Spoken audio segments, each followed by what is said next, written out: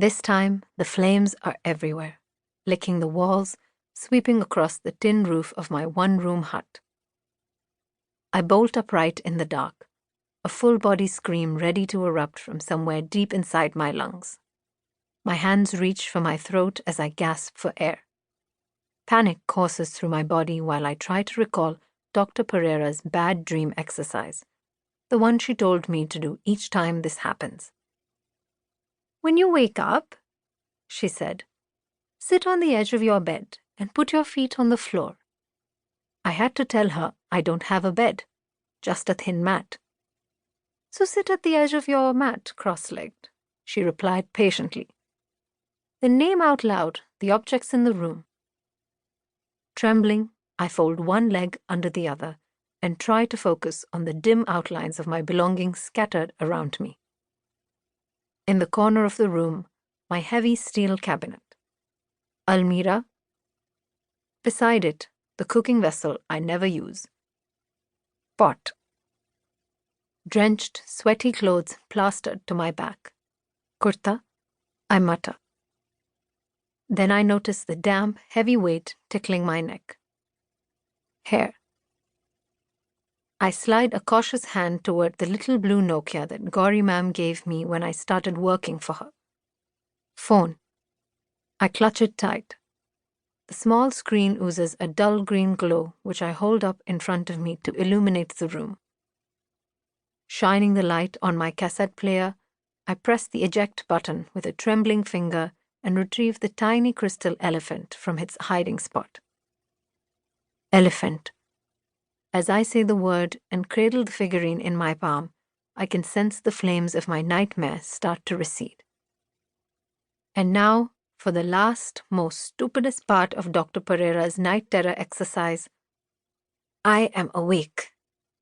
I whisper into the shadows. I am safe. My shoulders tense as I wait for the flames to climb back up the walls, sparks to burrow into my clothes. None of that happens, though.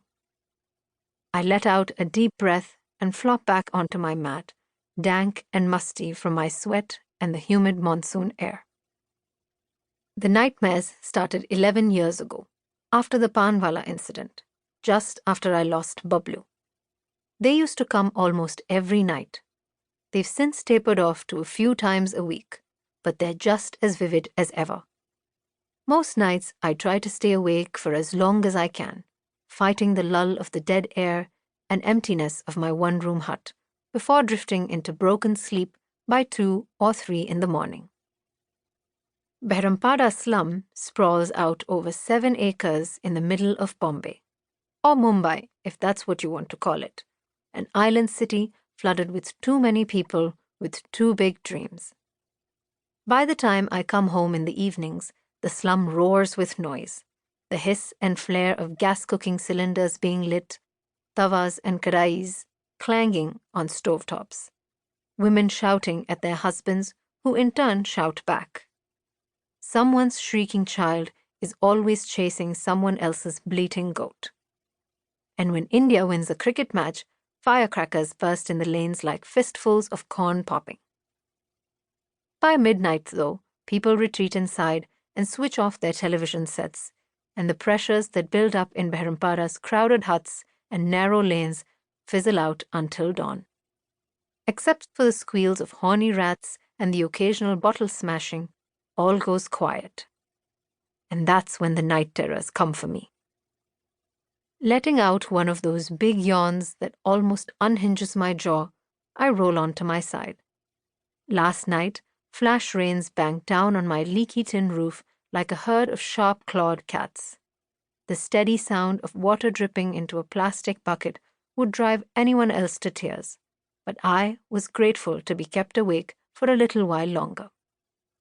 As the storm died down, though, so did the noise, and I eventually fell asleep. If I had the secret weapons that important people do, like loud English or proper Hindi, I'd command the nearby Garib Nawaz Masjid to keep the call to prayer going all night, crying out, Allahu Akbar and La ilaha illa Allah on loop from their tinny loudspeakers. We have to help Rakhi keep the night terrors away, the muezzin would reply flatly if anyone complained about his 6-hour azan.